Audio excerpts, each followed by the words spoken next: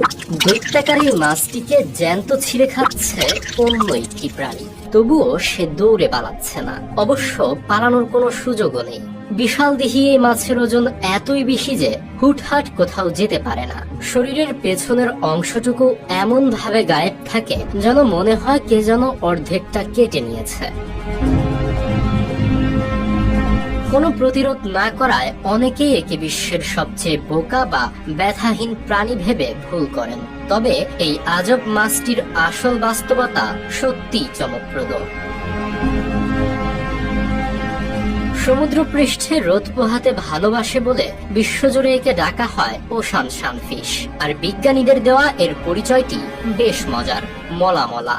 আমাদের দেশি মলা মাছ কয়েক গ্রামের হলেও এটি পৃথিবীর অন্যতম ভারী অস্থিযুক্ত মাছ। একটি পূর্ণবয়স্ক সানফিশের ওজন প্রায় 2300 কেজি পর্যন্ত হতে পারে। তবে তার আগে ছবিটার জন্য ভিডিওতে লাইক সাবস্ক্রাইব না করলে আমরা সবাই বুঝে নিব তুমি শয়তানের বংশধর। আর কমেন্টে অবশ্যই আল্লাহ লিখে দাও। জন্মের সময় মাত্র 2.5 মিলিমিটারের বাচ্চাটি বড় হয়ে ওজনে প্রায় 6 কোটি গুণ বৃদ্ধি পায়। ঘন্টায় মাত্র 3.2 কিলোমিটার গতিতে সাঁতরায় বলে এরা শিকারীর হাত থেকে বাঁচতে পারে না। তবে এরা ঠিকই তীব্র ব্যথা অনুভব করে।